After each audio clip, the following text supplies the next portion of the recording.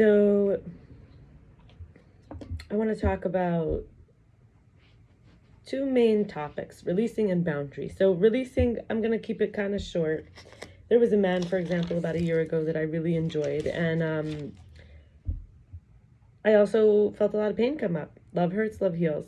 And just because I love him didn't make him mine. Like a mother doesn't have her son be her husband, even though she loves him and wants him to be a king. And I thought I could will it into being, but I couldn't accept the reality that I'm much older. He was feeling like he wanted someone who was a virgin, which I was not. I felt that I was like poor and he wanted a woman who's gonna pay for stuff so that he could learn Torah. And on the other hand, he sort of felt maybe he would be a provider, but he didn't feel ready to get a job, so he didn't want to get married. And I think he felt I was too overweight for him. He was a very petite man. He felt my broken family might affect me, like to be not so unified or loving. And I feel, okay, so he deserves a virgin who has money and a good family, someone his age, someone thin. And I feel like even it brought up things for me like how I don't want the version of me that wasn't proper Torah observant for many years. I felt maybe he deserved someone also who was like him, and also that had the facial hair issues, and maybe he could have someone without it.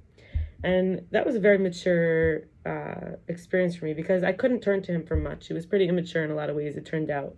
I definitely enjoyed him, but I also so it felt actually quite natural to release him versus previous times where I felt like in the past I might have had less healthy beliefs and I wasn't as in touch with my feelings, and I couldn't, and I wouldn't sacrifice so much to this person. I feel like other people I sacrificed more for, so I was more like invested. And then the other thing I want to talk about is boundaries. But before I do that, I want to talk about in terms of release, that means I got to know myself better. So I wrote this all happened about a year ago, that I love good smells, checking things off a list, making others feel hopeful, putting people in their place. I like it. Don't like to clean, love food made with love. I miss pure and mostly plant-based food close to life, how it made my body vessel more capable of handling the light or the transmission, the downloads. And I will say, I've been making a lot of progress with that recently, especially.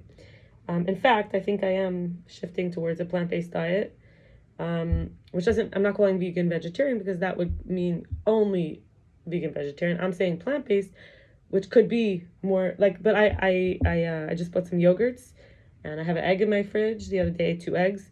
So just more plant-based. I was surprised that I like ketchup. I mean, I don't actually have ketchup in the fridge, but like with certain foods, that I could be a night owl. I didn't used to let myself. I like to be carefree enough to dance and sing, and I don't care much about my appearance, which is somewhat true. I mean, I do care, but like not in the way that I see a lot of people who really care about their appearance. I help people who are trying to cause people to feel their pain, to swallow and choke on their own venom, and I have low self-esteem. Or I have had low self-esteem. I felt like I was taking food or sleep too seriously. Like they're just here to support the gift of life experience, the soul and the body. I'm deep. I'm a mashpia, which means like a channel, like a shearer. For like I like one-on-one. I can meet everyone where they're at. I'm extremely spiritual. Cannot really handle superficial materialistic life without ending up feeling lonely and emptiness, and unbearable grief, and purposeless meaninglessness. I am particular about words, whether it's Lashon Hara, language. Lashon means language, and it could be for good or bad. Words, judgments, assumptions, preconceived notions, unsolicited, telling what to do, presuming, projections that someone wants the same that someone else longed for. Like, I'm not whole and perfect without it, and fake questions.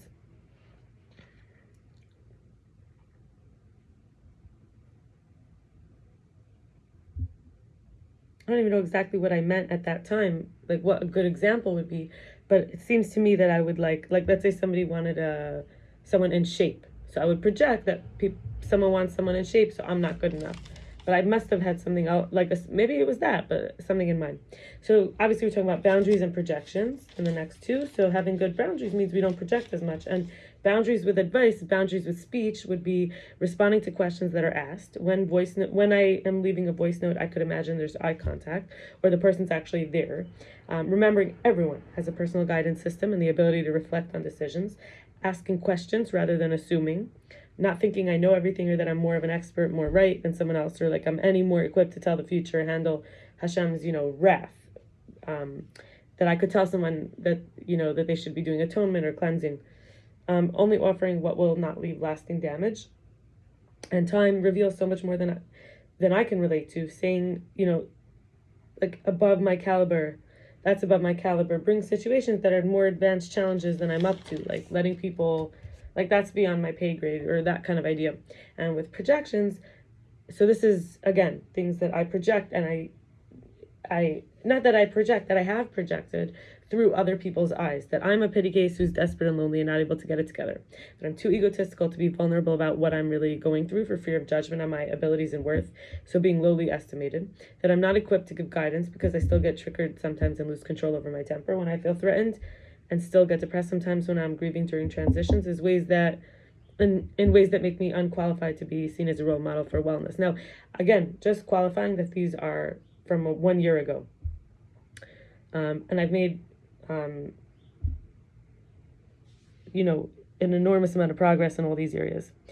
I felt that my fatness and hairiness were my fault and remnants from how I coped with mental illness that went untreated, and that I don't deserve support or love because of the, that kind of deformity.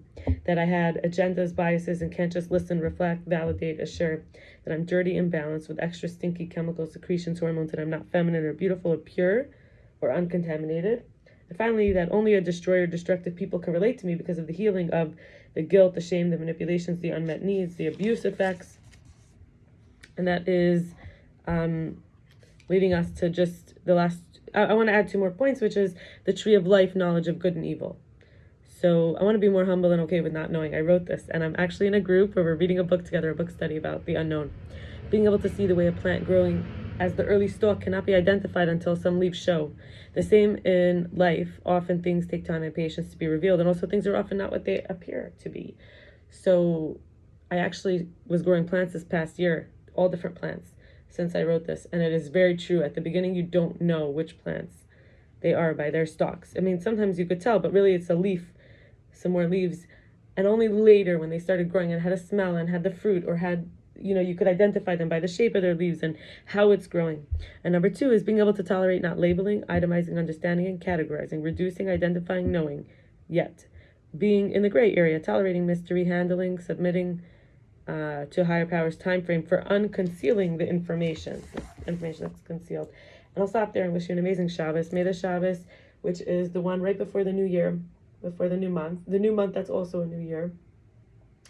And I'm going away, and this is a month of holidays, a month of Rosh Hashanah, the New Year, Yom Kippur, the Day of Atonement, and Sukkot, the 8 days commemorating. It's like a big hug from God. 8 days we're in a booth, and it's really a festive experience. And there's a lot of Shabbos mirroring each one. Like Yom Kippur is on Shabbos. Next week Rosh Hashanah goes straight into Shabbos.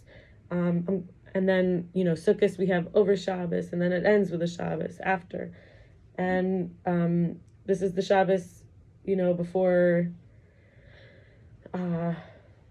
this year October 7th comes, which is commemorating a horrendous day where people who were basically guests in the land of Israel who had equal rights, they were like grandfathered in to the economy, to the culture, and there were people who were removed from their homes in order to give them more land, even in my lifetime. So they went into their host, who provided them with amazing land, stole people out of their homes, killed, raped people of all ages, beheaded babies, killed entire families, killed teenagers, innocent people at a festival, and have still refused to return the hostages about a year later. Any hostages that were released or rescued talked about being kept in cages, talked about inhumane treatment. 6 of them that were released recently were actually killed right before they were released after making it all that time. Many were starved, told terrible things. Some were afraid of what happened to the women, young women who were with these people. And how did this happen? Because they were building tunnels underground.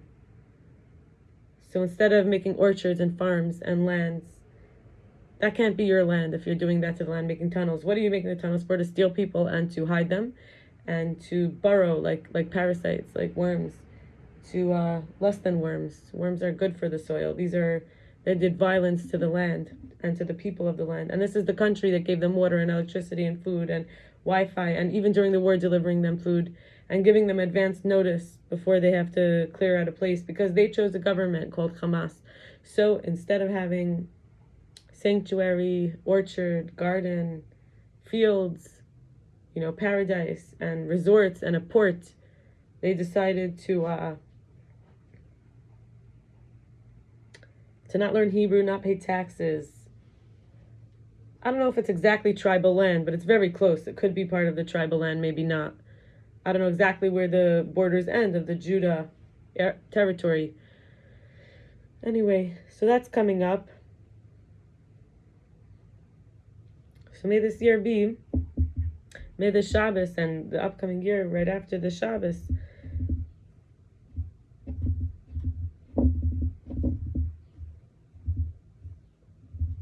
freedom, trust, respect, appreciation, gratitude,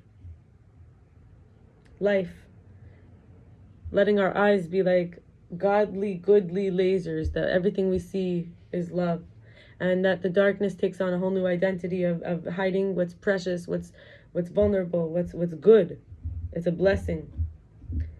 And to become very clean and healthy in the body, to feel light, to feel free, to have reciprocity, effort, thoughtfulness, consideration, to recognize that the 6 looks like a 9 upside down, that all these so-called Palestinians leave Israel, and that all the hostages are freed and have a full healing, and the whole world chooses Israel, which is what's supposed to happen anyway. And that my husband finds me, and anyone who needs their husband to find them, or whose husband is supposed to find them. It should be romantically. It should be with abundant blessing. It should bring out the best in them and everyone around them.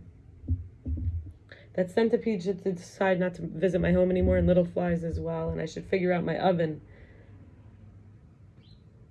And this should be a cozy cave for this winter. And I should always have enough money for my rent and for all my bills. And extra, like I should be able to live at least a few months in advance, minimum. And I should continue to be able to forgive those who had hurt me so that I could continue to move on. And the man who owes me $48,000, he should pay me it.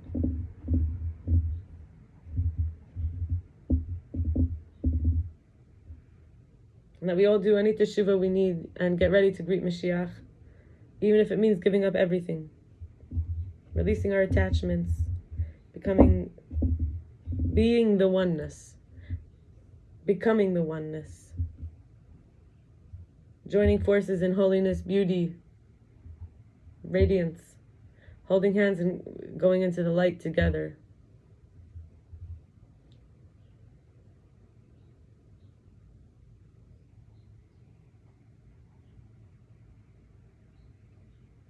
Open miracles and righteousness and truth and justice and kindness and support and care and being included and welcomed and belonging.